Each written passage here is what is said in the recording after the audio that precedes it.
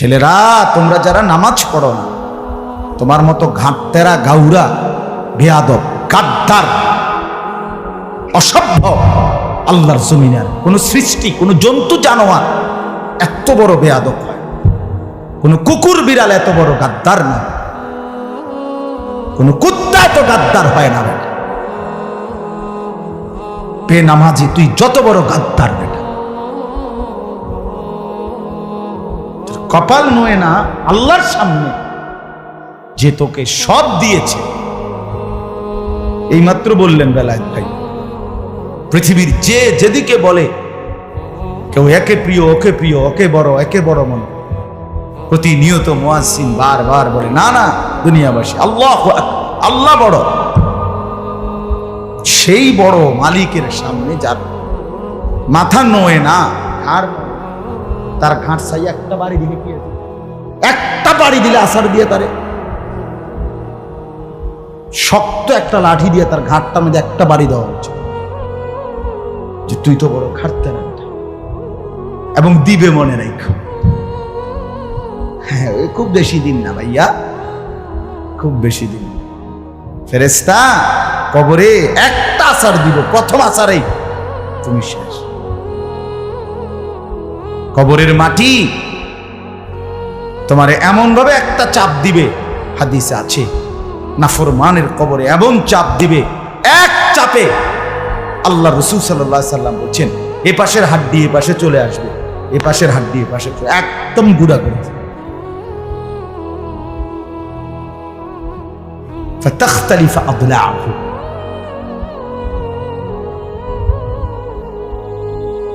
এজন্য চলো মিয়া, মাতবরি করে আল্লাহকে নারাজ করে সবাইকে কষ্ট দিচ্ছ গুনাহের কারণে। আজকে যত পাখি, পশু, গরু, ছাগল, কুকুর, বিড়াল, সাপ, বিচ্ছু, কীট, পতঙ্গ, জন্তু, জানোয়ার, আল্লাহর যত মাখলুক এই প্রচন্ড গরমের কারণে কষ্ট পাইতেছে কিনা বলে, এই সমস্ত মাখলুকাত কসম আল্লাহ এই বেনামাজি, পাপী, নাফরমানদের উপরে খোদার লানত দেয়। এক কুত্তাও বলে বেনামাজি তোর উপরে আল্লাহর লানত, তোর কারণে আমি গরমে কষ্ট পাইতেছি। এক শুকর বলে যে বেনামাজি তোর উপরে আল্লাহর লানত করুক, তোর পাপের কারণে আমরা কষ্ট পাচ্ছি। কারণ কোন চতুষ্পদ জন্তু জানোয়ারের কোনো পাপ নাই, গরু ছাগলের কোনো গুনাহ নাই, উত্তাইব গুনাহ, কুকুর বিড়ালের কোনো গুনাহ আছে কি? নাই তো, ওদের গুনাহ আইব করতে। গুনাহ আমার, গুনাহ কার?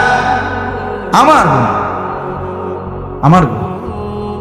এই গোটা সৃষ্টি আল্লাহর জমিন প্রচন্ড গরমে কাঁপতেছে নাফরমানির কারণে। নাফরমানি কি কারণে নামাজ পড়ো না ছেলেরা? কিসের ওয়াজ? আমার খুব আগ্রহ, হুজুর আপনি আইতে কি ঘাস কাটবো, আমি আইলাম আর কি, তখন কিসে মানে আমি আসলাম তো এরপরে বলেন না কেন, কথা বলেন, আমার জন্য পাগল হয়ে গেছেন, ঠিক আছে ভালো, তো আমি আসছি, তো এখন কি হয়েছে, এখন কি হবে? এখন আমি আসছি বেনামাজি ছেলেরা, এখন দাঁড়াও, নামাজ পড়বা কখন বলো? এখন বলো ছেলে, ওয়াদা করে এখন বলো কখন নামাজ পড়বা বেটা, বলো ইনশাআল্লাহ। মুসলমানের সন্তান, পৃথিবীবাসীকে তুমি কষ্ট দিবা কেন? আল্লাহরে তো সৃষ্টির লানত নিয়ে বাঁচবা কেমনে রে ছেলে? আগামী সময়টা কেমনে বাঁচবা? আগামী 30 বছর পরে তুমি যদি হায়াত পাও, পৃথিবীর অবস্থা কেমন হবে? এক ওয়াক্ত নামাজ যদি তুমি পড়তে মন না চায় ভাইয়া, তোমার ছেলেটার কি হবে? তুমি যদি সারাক্ষণ মেয়ের ছবি দেখো মোবাইলে, তোমার বউটা কেমন হবে? তোমার একটা মেয়ে হবে যখন, আল্লাহ চাহে তো। আমার বাপের যেমন মেয়ে ছিল, মানে আমার বোন, আমারও তো এখন মেয়ে আছে, আমারও তো 2টা মেয়ে আছে। তা আমি যদি দেখি আমার মেয়েটা চরিত্রহীন আমার জীবনে, তখনকার লজ্জা আমি রাখবো কোথায়? তখন আমি লজ্জা রাখবো কোথায়? বাংলাদেশে গতকালকের আগের দিন ঢাকার সবচেয়ে গুরুত্বপূর্ণ এলিট এলাকা গুলশানে মদের আড্ডা থেকে, মদের বার থেকে মদ খাইয়া মাতাল হইয়া যুবতী মেয়ে 4 জন একজন আরেকজনের মারামারি করে রাস্তায় ওপেন মানুষের সামনে কাপড় খুলে 3 মেয়ে ধইরা আরেক মেয়ের কাপড় খুলে ভিতরে দেয়, গায়ের কাপড়। হ্যাঁ, এগুলো পুলিশে ধরছে। আজকে 2 দিন পত্রিকা আসতেছে। অসভ্যতা কোথায়, কিসের গরম, কিসের তীব্রতা, কিচ্ছুর খবর তো নাই। যুবতী মেয়ে, মহিলা মেয়ে, মেয়েরা 3 জন, ওই মেয়ে আবার যে মেয়ে, ওই মেয়েও মাতা, ওইও নেশা করছে, মানে যার কাপড় খুলে লাইছে সেও মাতা। কি নিয়ে তর্ক লাগছে রাস্তার মধ্যে আইনা, শত শত ক্যামেরা দেখছে, মোবাইলে ভিডিও হয়েছে। আমরা কোথায় নেব? আমাদের জেনারেশন কোথায় গেছে? আমাদের অসভ্যতা কোথায় নামছে? নারী মেয়ে মদে মাতা, এই হলো দেশের সমাজের হালাত। এবং সবচেয়ে গুরুত্বপূর্ণ ভিআইপি এলাকা, সমাজের যারা মনে করে উচ্চ পদস্থ মানুষ যেখানে থাকে, উচ্চ শিক্ষিতরা নাকি থাকে সেখানে, সেখানে আমাদের মতো আপনাদের মতো আঙ্গাল কাঙ্গালের যাইবারও চাইবার মতো সুযোগও নাই। সেই বিত্তশালীদের এলাকায় ধনীর দুলালি, ধনীর দুলালি নিজেরা টানা হেসরা করে মদের মাতাল হয়ে নিজেদেরই একজন আরেকটা মেয়ের কাপড়ে খুলে ফেলছে। এই জন্য বললাম বাপ চলেন, আমার কথা হলো ছেলেরা তোমরা শুধু আবেগে চললে হবে না ভাই, আবেগে চললেই হবে। বেলায়েত ভাই আমার অনেক মহব্বত করে, বারবার বলছে আমরা আসছি। এই আসা যাওয়ার মধ্যে একটা মাহফিল করছেন, বা ছেলেরা তোমরা একটা মাহফিল করেছ, দোস্ত এটার মধ্যে কোনো উল্লেখযোগ্য কোনো সফলতা নাই যদি কোনো পরিবর্তন না, যদি কোনো ফিকির না। উঠলা আর বসলা, কতক্ষণ হই হুল্লুর হইল, কালকে সকাল থেকে আবার তুমি তোমার মতো আমি আমার মতো। কি লাভ হলো এই মহব্বতের? কি লাভ হলো ভাইয়া এই পছন্দের? কি ফায়দা? আমি যদি আমার মতোই থাকি, তুমি যদি তোমার মতোই থাকো, তো হবে কিভাবে? আমরা প্রত্যেকেই এর জন্য ফিকির করি। আমার মুরব্বী চাচারা যারা আছেন, আপনাদের কাছেও বাবা বলি, আপনারাও ফিকির করেন। আপনাদেরও তো কিছু দায়িত্ব আছে চাচা, জিন্দিগিটা শেষ বয়স, আপনারা চা দোকানে শেষ করে দিলেন। মুরব্বীরা আপনারা বুঝলেন এক জীবন, কে আপনাদের বুঝাইলো? চা দোকানের বিড়ি সিগারেট আর এই বন বিস্কুট চা আর টেলিভিশনে নাচ গান দেখা, আর বসে বসে শুধু পরের সমালোচনা, গীবত, পরের বদনাম। এই এক জিন্দিগিতে শেষ হায়াতের শেষ 10 বছর, বুড়াকালের শেষ 20 বছর, 15 বছর শেষ করে দিলেন। আফসোসের কথা, কি করলেন জীবন? এত সুন্দর হায়াত, শেষ বয়স, নিরিবিলি টাইম আল্লাহ দিছেন। আল্লাহ তো সবাইকে বুড়া বানায় না। কত যুবক কবরে চলে যায়, কত ছোট বাচ্চাও তো কবরে চলে যায়। আপনাকে আল্লাহ 60 বছর হায়াত দিছে, 70 বছর হায়াত দিছে। মুসলিম শরীফের হাদিস আছে, আল্লাহর নবী সাল্লাল্লাহু আলাইহি ওয়াসাল্লাম বলেন, আ'যারাল্লাহু ইলা মরিইন আখারা উমরাহু হাত্তা বালাগা 60। নবী সাল্লাল্লাহু আলাইহি ওয়াসাল্লাম বলেন, আল্লাহ তাআলা যাকে হায়াত লম্বা করে 60 বছর পর্যন্ত পৌঁছিয়েছেন, 60 বছর পরেও যে নিজেকে আল্লাহর আযাব থেকে, জাহান্নামের আমল থেকে বাঁচায় নাই, অর্থাৎ নিজেকে গুনাহ থেকে বাঁচায় নাই, খোদার কসম, নবীজির হাদিস, বিশুদ্ধ হাদিস, আল্লাহর নবী সাল্লাল্লাহু আলাইহি সাল্লাম বলেন, ওই বুড়া মিয়া আল্লাহর কাছে হাসরের ময়দানে কোনো আপত্তি, কোনো ওজর পেশ করবার 1 বিন্দু 1 সেকেন্ড সুযোগ পাবে না। আল্লাহ তাআলা 1 সেকেন্ডের সুযোগ দিবেন। আপনি 60 বছর বয়সে আপনি বিড়িখানা ছাড়তে পারলেন না, আপনি বড় শক্ত। আপনি কোনো ছোটখাটো পাপী না, আপনি শক্ত পাপী। আপনি 60 বছর আপনি আইজও কথা কইতে গাইলেন, গালি ছাড়া কথা কইতে পারেন, আপনি কিন্তু বড় শক্ত পাপী। আপনার কলজা পাথর। হ্যাঁ, মনে রেখে 60 বছর বয়স আপনি এখনো রঙিন টেলিভিশনে সাদওয়ানে বইয়া বইয়া নাচ গান দেখেন, আমনের কলজার ভিতরে বেডির লোভ একবার পাথরের মতো বসে গেছে। আপনি বড় লোভী, আপনি বড় লোভী, কারণ আপনার দিল পাথর। যে ছেলেটার বয়স 16 বছর, তার গুনার বয়স 4 বছর। কথা বুঝেন নাই আপনি? সে বালেগ হয়েছে তো 14 বছর বয়স, তো তার হিসাব শুরু হয়েছে ওই সময়। তার গুনার বয়স কত? 4 বছর। যে বেটার বয়স 60, এবারটার গুনার বয়স কত? 15 থেকে ধরেন 60। 15 বছরও যদি উনি বালেগ হয়, 60 বছর বয়স, আজও যদি উনি বিড়ি খায়, তো উনি যে বিড়ি খায় কত বছর? তো উনি আজ যে টেলিভিশন দেখে কত বছর? উনি বেড়ি চায় কত বছর ধরে? উনি কেমন খারাপ কাচ্চতের লোক। কথা বলেন না? হ্যাঁ, নাহলে জবাব দেন, প্রতিবাদ করেন। প্রতিবাদ করলে ছেড়ে দিয়ে বলেন, আপনি দাঁড়াইয়া প্রতিবাদ করেন, তাহলে আমি বন্ধ করে দেব। তাইলে আপনি তো, আমি এই জন্য দুনো পক্ষকে বলতে চাই, আমার এই জোয়ান ছেলেরা, এরাও আমাদের স্বপ্ন। আমার এই শক্ত বলার অর্থ মানে ওরে ফিরায় দেওয়া না, ওরে ফেলে দেওয়া না, ওরে ধাক্কা দিয়ে তাড়ায় দেওয়া না, ওরে ফিরাইয়া আনা। ওর কলিজার মধ্যে আমি লাতাইফুল মাআরিফ কিতাবের মধ্যে পড়ছি, কিছু নসিহত আছে চাবুকের মতো, যেটা চাবুকের আঘাতে মনে হয় যেন কষ্ট পাইছে, যন্ত্রণা, কিন্তু যদি এই আঘাত সইতে পারে, হতে পারে তার জীবনে পরিবর্তন আসবে। তা এই আশায় একটু শক্ত বলি, একটা ফিকিরে বলি। দুশ্মনে আমি কেন কাজ্জা করছি না কারোর লগে? কথা বলেন না কেন?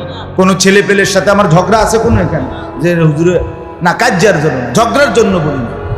উদ্দেশ্য ফিরতে হবে, এদেরকে ফেরাবার চাই। এরা এক এক ছেলে, আপনারা চাচারা, আপনারা দাঁড়াইয়া দেখেন আপনাদের ছেলেগুলো, এখানেকার এই ছেলেগুলো এখানে এখানে এরা রংপুরের, নর্থ বেঙ্গলের ফলাফাইন না, এরা এই এলাকা। কথা বলেন না কেন? এরা নামাজ পড়ে না আজকে কতদিন হয়, আপনারা মেনে নিচ্ছেন কেমনে? আরে মা, মুসলমানের মা, ওই বেটি আমনে ঘুমান কেমনে? আমনের ফুট একদিনও ফজরের নামাজ, এশার নামাজ পড়ে না, আমনে বেডি ঘুমজান কেমনে? বেডি আপনি মুসলমান মহিলা হইলেন কেমনে বেটি? হ্যাঁ, আরে মেয়ে আপনি মুসলমান বাপ হইলেন কেমনে? আপনার ধর্ম আপনি এভাবে ভুলে গেলেন কেন? আপনার নবীর নাম আপনি এভাবে ভুলে গেলেন। আল্লাহ নবী সাল্লাল্লাহু আলাইহি সাল্লাম ফজরের নামাজের সময় ওনার মেয়ে ফাতেমাকে নিজে গিয়া দরজার কড়া নাইরা নবীজি নিজে উঠাইতেন। আমরা হাদিসে পড়ছি, ফাতেমা কুমি লিস-সালাহ, নবীজি বলতেন, ফাতেমা নামাজের জন্য উঠো মা। আনকিজি নাফসাকে মিনান নার, নবী নিজে বলতেন, ফাতেমা কলিজার টুকরা মা, তুই তোরে জাহান্নামের আগুন থেকে বাঁচা মা। ফাইন্নী লা উগনি আনকে মিনাল্লাহি শাইআ, নবী বলতেন, ফাতেমা মুহাম্মদের মেয়ে বললে হাসরের ময়দানে মা আমি কোনো উপকার করতে পারবো না। সেজদাবিহীন মা, পর্দাবিহীন, আল্লাহর গোলামি বিহীন ফাতেমা মুহাম্মদের মেয়ে বললেই শুধু পার পাইবা না। আলীর স্ত্রী বললে হবে না, হাসান হুসাইনের মা বললে হবে না, মুহাম্মদের কন্যা বললে হবে না। নবী বললেন, ফাতেমা সেজদা দেখাইতে হবে। কি?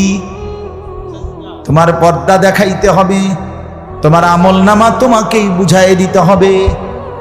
আল্লাহর নবী তার চাচা আব্বাস রাদিয়াল্লাহু তাআলা আনহু, নবীজির চাচা আব্বাসের ঘরের কাছে যেতেন, ফজরের ওয়াক্তে দরজা নেড়ে ডাকতেন, ইয়া আম কুম লিস-সালাহ, চাচা নামাজের জন্য ওঠেন। আনকিজ নাফসাকা মিনান নার, চাচা আপনি নিজেকে জাহান্নামের আগুন থেকে বাঁচান। ফা ইন্নী লা উগনি আনকা মিনাল্লাহি শাইআ, চাচা মুহাম্মদের চাচা বললে আমি হাসরের ময়দানে উপকার করতে পারবো না, পারবো না। আল্লাহর নবী বলেন সাল্লাল্লাহু আলাইহি ওয়াসাল্লাম, নবী বলেন হাসরের কঠিন ময়দানে ইব্রাহিমের মতো নবী তার ছেলে ইসমাইলকে চোখের সামনে দেখতে পাবে, কিন্তু একটা বারও সন্তানকে ডাক দিবে না। বরং ইব্রাহিমের মতো নবী বলবে ইয়া রব্বি নাফসি নাফসি, আল্লাহ আজ হাসরের কঠিন ময়দানে আমি ইব্রাহিমকে বাঁচান, আমাকেই বাঁচান। ছেলেটার কি হবে সে বুঝুক। আল্লাহর নবী বলেন ইয়াকুব নবী 40 বছর একটানা ছেলে ইউসুফের জন্য কাঁদতে কাঁদতে হাত্তা বিয়াদ্দাত আইনাহু মিনাল হুজনি, আল্লাহ তাআলা কোরআনে বলেন ইয়াকুব 40 বছর টানা ইউসুফের জন্য কাঁদতে কাঁদতে চোখটা অন্ধ হইয়া সাদা হয়ে গেছে। এতটা লম্বা সময় যেই সন্তানের জন্য ইউসুফ নবীর জন্য ইয়াকুব নবী কাঁদলেন। ইয়াকুব নবী ইউসুফকে কি পরিমাণ ভালোবাসতেন, কি বলেন? সেই ইয়াকুব নবী ইউসুফকে হাসরের ময়দানে দেখবার পরেও নবীজি বলেন আল্লাহর কসম উম্মত একটা বারের জন্য ইউসুফকে ডাকবে না, বলবে ইয়া রব্বি নাফসি নাফসি, আল্লাহ আমাকে বাঁচান, আমাকে বাঁচান, আমাকেই বাঁচান। দয়া করে রহম করেন। ছেলেরা বাপ নিজের ভালো করে, নিজের ভালো। এভাবে মানুষ নষ্ট হয় না রে ভাইয়া। মুসলমানের সন্তান এত ফালতু হওয়ার কথা না ভাইয়া। একটা জিনিস তো অনেক কিছু তো ফঁচা যায়, কিন্তু এক ফঁচা জায়গায় দিয়ে তো হালাই দিলে বাহিটা খাওয়ান যায়। তো এইভাবে বুঝি ফঁচা যায় না, এইভাবে বুঝি একেবারে সারা দিন নাই রাত নাই নারীর ছবি দেখতে দেখতে দেখতে, মোবাইলের অশ্লীল দৃশ্য দেখতে দেখতে শরীরটা করে পচাইয়া ফেলা, কলজাটা একদম পচাইয়া ফেলা, চোখটা এভাবে নষ্ট করে ফেলা। এটা কি ধরনের কথা? আরে বেটা এত মাতাল কেমনে? পাগলও তো এত পাগল না। হ্যাঁ হ্যাঁ পাগল আমি নিজে ভাই, ওই যে আপনার পাবনা একের আল্লাহর কসম, আমি নিজে গত বছর আগস্ট মাসে আমি পাবনা গেছিলাম। তো ওখানে বয়ানের পরে আসরের নামাজের পরে আমি পাবনা, এই বাংলাদেশের যে সবচেয়ে বড় মেন্টাল হসপিটাল, যেখানে পাগলের হসপিটাল পাবনা না, ওটা দেখতে গেছিলাম। আসর থেকে মাগরিব প্রায় 1.5 ঘন্টা আমি এটা ঘুরে ঘুরে আমার দেখাইছি। ওনারা আমার জন্য স্পেশালি অনুমতি নিয়েছে। তারা অনুমতি নিতে হয় পুলিশের থেকে, বিশেষ অনুমতি নিলে দেখতে দেয়। কারা মানে এরকম জেলখানার ইয়ার মতো গ্রিলের মতো দাঁড়ায় দাঁড়ায় কথা বলা যায়। আমি অনেক ছেলের সাথে কথা বলছি। তো ওইখানে আমি 2টা জিনিস দেখছি। এই প্রায় 300-400 পাগল আমি দেখছি, আরো আছিল, মানে আমি যে দূর হাঁটতে পারছি আর কি। তো ওইখানে যে দেখলাম, আমি দেখছি মনে করেন আমি যদি 300 লোক দেখি পাগল দেখছি মনে করেন, একের কসম 298 জনই হবে যুবক, নওজোয়ান ছিল, 20, 22, 25, 18, 24 এরকম বয়সী ছেলে। এই আমি 2 জন মানুষ দেখছি শুধু বুড়া পাগল, 2টা লোক বুড়া মানুষ, আর সব নওজোয়ান। এই হলো 1। 2 নম্বরে মাগরিবের আজান হয়ে গেছে। তখন আমি মাগরিবের আজানের পর আজান শেষ হইবার সময় আমি বের হয়েছি, মানে আমার এটার ভিতর বাহিরে মসজিদ আছে, মানে নামাজ পড়ি। তো আমি ভিতরে থাকতে থাকতে আজান হয়ে গেছে। তো আমি নিজ চোখে দেখছি, আমার সাথে যারা ছিল তাদেরও দেখাইছি, 2টা ছেলে পাগল। এরা আপনার একজন আমি জিজ্ঞাসা করছি যে হ্যাঁ আজান দিছে, এরপরে ওরা বললো যে হে বললো যে আমরা এই ছেলে হেতে কইতেছে 18 জন আছি, 11 জনই আমরা নামাজ পড়ি। হে পাগল, হেরে জিজ্ঞাসা করছি তোমার নাম কি? আমি চিনছেন না? আমি না, তুমি কি? আমি রবীন্দ্রনাথ ঠাকুর। আমি হে নি, তাহলে পাগল না, কথা বুঝছেন? তাহলে সে বলতেছে কেডা? রবীন্দ্রনাথ ঠাকুর বলে, তার মানে সে পাগল। কিন্তু মাগরিবের আজান দিছে একটা কসম আল্লাহ, এরা 18 জনের মধ্যে 11 জন এই ছেলের পাগল, এরা নামাজে দাঁড়াইছে এটার ভিতরে। আমার প্রশ্ন হইল, পাগলও তো এত পাগল না, হ্যাঁ পাগলও তো বেটা এত পাগল না, তুই যেমন পাগল হইলি বেটা। আরে তুই কি পাগল হইলি রে? তুই যে এক ওয়াক্ত নামাজ পড়স না বেটা, আর তোরে কেমনে বললে বুঝাইতাম? আর কি বললে তোমার লজ্জা হইতো? কি বললে তোমার শরম হয়? তুমি তো ওই পাবনার মেন্টাল হসপিটালের পাগলের চাইতেও নিকৃষ্ট পাগল। তুমি সেই পাগল তো নামাজ পড়ে, আমি দেখছি, আমার চোখে আমি দেখছি, আমি তো অন্য কেউ বলছে এটা না, আমি নিজে দেখছি। এই জন্য প্রিয় ভাই আমার, দয়া করে নাফরমানির এই জিন্দিগি কষ্ট দিবে আমার। দুনিয়ার এই মুসিবত, প্রতিনিয়ত মুসিবত আমাদেরকে ছাড়ে না। কখনো বৃষ্টি শুরু হইলে শুধু বৃষ্টি হয়, কখনো বন্যা, কখনো এবার সিলেটে আপনার একটি নির্দিষ্ট এলাকাতে এই পরিমাণ শিলাবৃষ্টি হয়েছে, একবার এত বড় বড় পাথরের গোলার মতো। আমার পরিচিত মানুষেরও একেবারে টিনের ঘর একেবারে জুজরা হয়ে গেছে, জুরা হয়ে গেছে। তাইলে আমি বললাম, কখনো বন্যা, কখনো ঘূর্ণিঝড়, কখনো জলোচ্ছ্বাস, কখনো প্রচন্ড গরম, কখনো অতিবৃষ্টি, কখনো করোনা, কখনো মহামারী, এই যে বহুমুখী আযাব, মুসিবত, পেরেশানি আমাদের মধ্যে আসে, আমাদের জনজীবনের স্বস্তি শান্তি উঠে যায়। আমরা যে পেরেশানিতে থাকি ভাইয়া বাপ, এটা আমাদের গুনার কারণ। কি কারণে বলেন না? গুনাহের। বড় বড় জাতিসংঘে, তারপরে বড় বড় দেশের ওয়ালারা বিভিন্ন গবেষণা করে, আবহাওয়ার এই হইছে সেই হইছে, জলবায়ুর এই হইছে সেই হইছে, এই সব এমনি পণ্ডিতি কথাই কইতেছে, এই হইছে সেই হইছে, এমন করলে ভালো হইব, হেমন করলে ভালো হইব। আপনার বাংলাদেশে কোন জেলার মধ্যে আপনার স্প্রে করছে ঠান্ডা লাগার জন্য, কি জানি স্প্রে করছে বলে, আচ্ছা বুঝি এই স্প্রে করলে ঠান্ডা কমে যাবে? হ্যাঁ, এটা তামসা করেন স্যার, কিচ্ছু না, এটা একটা খামখেয়ালি কথা। এটা সারা বাংলাদেশে আপনি ঠান্ডা পানি স্প্রে করে কতক্ষণ স্প্রে করবে বলে? এটা কতক্ষণ সম্ভব? আল্লাহ তাআলা যদি এই গরম না কমায়, আমাদের কোনো মাখলুকের পক্ষে সম্ভব ভাইয়া? আসলে সম্ভব না। এই জন্য আমি বললাম, আমার প্রথম কথা এটা, আমাদের এই কষ্ট কিন্তু সবাই পায়। আমাদের গুনাহ, আমার গুনাহের কারণে বনি আদম কষ্ট পায়, আল্লাহর সৃষ্টি বাকি জীব জন্তু প্রাণী কষ্ট পায়। আর যতজন কষ্ট পায় ততজন কিন্তু অভিশাপ দেয়, অভিশাপ দেয়, লানত দেয়, আল্লাহর গজব দেয়। এত মানুষের অভিশাপ, এত সৃষ্টির অভিশাপ, আল্লাহর এত মাখলুকের অভিশাপ নিয়ে যুবক তোমার জীবন ভালো হবে না। তুমি কষ্ট পাইবা, সুখ পাইবা না। তুমি নারীর ছবি দেখা ছেড়ে দাও, অশ্লীল দৃশ্য দেখা বন্ধ করো। একটা নারী দরকার, অপেক্ষা করো। হালাল স্ত্রী আল্লাহ বলছেন আমি সৃষ্টি করেছি, আমি মিলায়ে দেব। এই পৃথিবীতে তুমি আমি আসছি পৃথিবীতে মায়ের পেট থেকে, তার মানে হালাল স্বামী স্ত্রীর এই বন্ধন যদি পৃথিবীতে আল্লাহ চালু না রাখতেন তো তুমিও আসতা না, আমিও আইতাম। কথা বলেন না কেন? তাহলে এটা তো হচ্ছেই, স্বামী স্ত্রীর এই পবিত্র বন্ধন, এটা তো আল্লাহ তৈরি করছেই। এটা তো প্রতিনিয়ত, প্রতিদিন আল্লাহর জমিনে নতুন নতুন নারী পুরুষ বিবাহ বন্ধনে আবদ্ধ হচ্ছে না? তুমিও তো সেই সিরিয়ালে আসো। তুমি এমন পাগল হয়ে গেলা কেন? তুমি এমন কুত্তা হয়ে গেলা কেন যে যা দেখো সব দেখতে মন চায়? হিন্দি সিনেমার নর্তকীও দেখো, বাংলা সিনেমার নর্তকীও দেখো, টিকটকের নর্তকীও দেখো, রাস্তার বেহায়া বেপর্দা মেয়েকেও দেখো।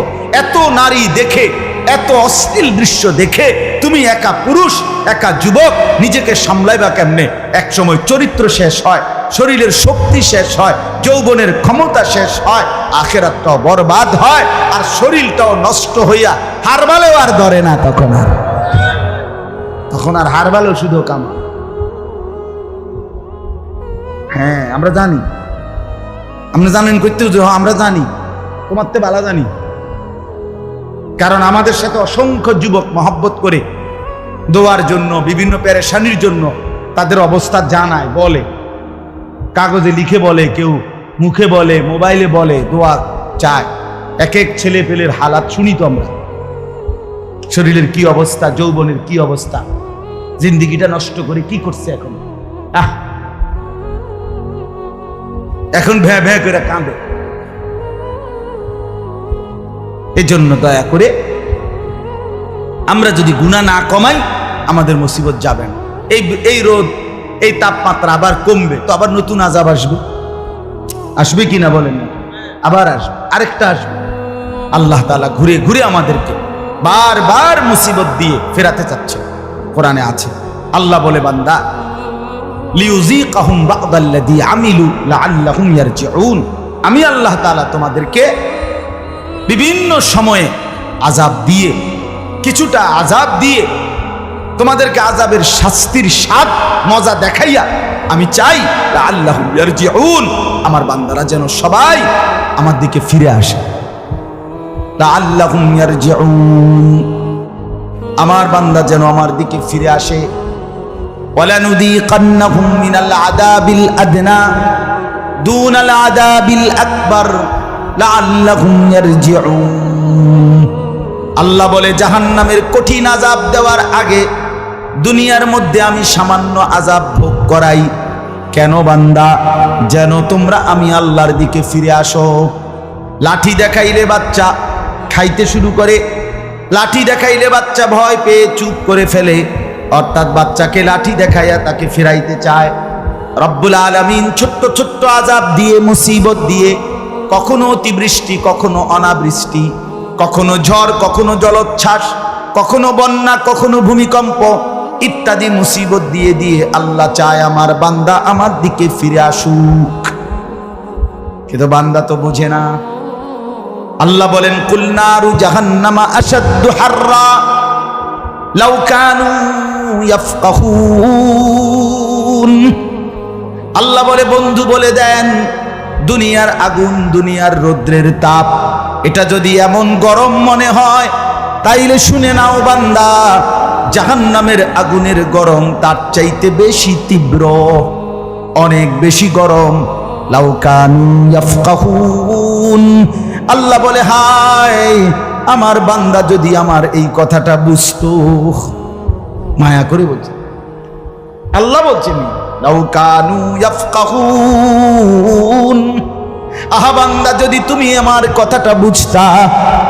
আমার বান্দা, তুমি দেখো না, এই রৌদ্রের গরম যদি এমন কষ্টকর, বিরক্তিকর, এমন অস্থির মনে হয়, তাহলে জাহান্নামের আগুনের গরম তুমি কেমনে সহ্য করবা? তাইলে হাসরের ময়দানের তীব্র গরম, মাথার উপরে সূর্যটা থাকবে, পায়ের নিচের জমিন তামার মতো হবে। আল্লাহ তাআলা কোরআনে বলছে, বান্দা একদিন হাসরের ময়দান 50,000 বছর, আর সেই 50,000 বছর এক টানা দুই পায়ের নিচে তালুতে যেটুকু জায়গা, এটুকু জায়গার উপরেই দাঁড়িয়ে থাকতে হবে। ইয়াউমা ইয়াকুমুন নাসু লিরাব্বিল আলামিন। আল্লাহ বলে, বান্দা সেদিন কিন্তু দাঁড়িয়ে থাকতে হবে, দাঁড়িয়ে একটা সেকেন্ড। নবী বলেন, হাসরের কঠিন ময়দানে এক সুতা সামনে যাবে না, পিছনেও যাবে না, ডানেও ফিরবে না, বামেও ফিরবে না, 1 ইঞ্চি নড়াচড়া করতেও পারবে না। এমন অবস্থায় দাঁড়িয়ে থাকতে হবে প্রথম দিন 50,000 বছর। 50,000 বছর আপনার বাপ দাদা 14 গোষ্ঠীর কয়জনের হায়াত? হ্যাঁ বলেন। 3টা ঘন্টা প্রখর রোদ্রের মধ্যে, প্রচন্ড রোদ যেখানে পড়ছে, এরকম খোলা মাঠে 3টা ঘন্টা দাঁড়ায় থাকেন, দেখেন কেমন হয়, দেখেন কেমন হয়। আর এটা তো রৌদ্রের গরম, তো আগুনের গরম কেমন, জাহান্নামের গরম কেমন? আল্লাহর নবী সাল্লাল্লাহু আলাইহি ওয়াসাল্লাম বলেন, উকিদাতিন নারু আলফা সানা, জাহান্নামের আগুনকে 1000 বছর জ্বালানো হয়েছে। হাত্তা আহমাররাত জাহান্নামের আগুন লাল হয়ে গেছে। সুম্মা উকিদাত আলাইহা আলফা সানা, পুনরায় জাহান্নামের আগুন আরো 1000 বছর জ্বালানো হয়েছে। হাত্তা বিয়াদ্দাত, ফলে জাহান্নামের আগুন সাদা হয়ে গেছে। সুম্মা উকিদাত আলাইহা আলফা সানা, পুনরায় আরো 1000 বছর জাহান্নামের আগুন জ্বালানো হয়েছে।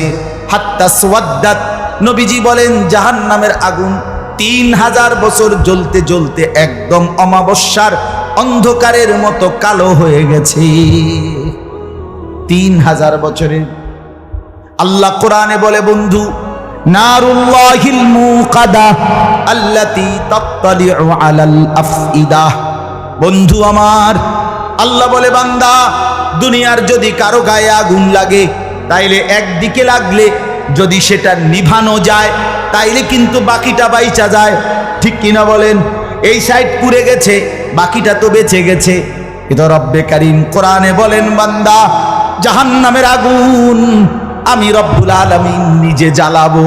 আর আমি আল্লাহ জ্বালাবার পরে জাহান্নামের আগুনের প্রথম স্পর্শ, প্রথম সেকেন্ড তোমার গায়ের যেদিক দিয়েই লাগবে, প্রথম সেকেন্ডেই পুরা শরীর কলিজাটা শুদ্ধা একসাথে জ্বলে যাবে। আল্লাতী তাত্তালিউ আলাল আফইদা।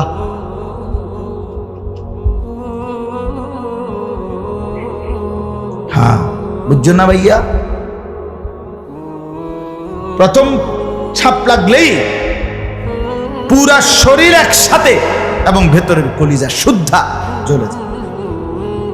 কুল্লামা নাদিজাত জুলুদুহুম বাদদালনাহুম জুলুদান গায়রাহা। আল্লাহ বলে জাহান্নামী, তোর দেহের চামড়া বারবার খসে পড়বে, আবার লাগবে, আবার খসে পড়বে। আমি একবার জীবনে আমার এক দোস্তের ছেলে, ভাই, ছোট ভাই, সে ছোট বলতে 14-15 বছরের ছেলেটা, ওই একটা রাস্তার সামনে দিয়ে যাচ্ছিল, ভুলে হোটেল, ওখানে একটা হোটেলের সামনে দিয়া হোটেলওয়ালা গরম পানি, একদম গরম কড়াইয়ের পানি, ভুলে বেচারা পুরা বল বা বালতি যেটা দিয়ে হোক এটা রাস্তা ফিক্কা মারছে। ঠিক এই টাইমে এই আমার এই আপন ঘনিষ্ঠ বন্ধুর ভাই অয়ে দিতে যাচ্ছে, ছেলেটা মাদ্রাসায় পড়েছে, তার এই পিছনটা রান সহ এই গরম পানিটা পড়ছে, একদম পুড়ে গেছে। পরে কুমিল্লা মেডিকেল কলেজে বার্ন ইউনিটে, যেখানে আগুনে পোড়া রোগীদের চিকিৎসা হয়, ওইখানে আমি তারে দেখতে গেছি। তা আমি যখন গেছি তখন দেখছি যে নার্সরা তার এগুলা ড্রেসিং করতেছে। খোদার কসম বাবা, আমার জীবনে আমি মানুষের চিৎকার এরকম আর দেখি না। আস্তা চামড়া, মানে নার্সরা এমনি যে ছিঁড়তেছে, টাইনা টাইনা তুলতে আছে চামড়াটা তার শরীরে,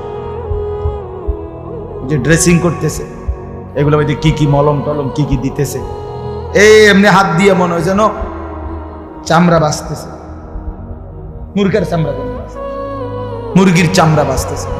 চিৎকার কারে কয়? ওই ছেলের চিল্লানি কারে কয়? আমরা যারা দাঁড়ায় আছিলাম আমরা সবাই কাঁদছি। মানুষের কষ্ট কেমনে এমন!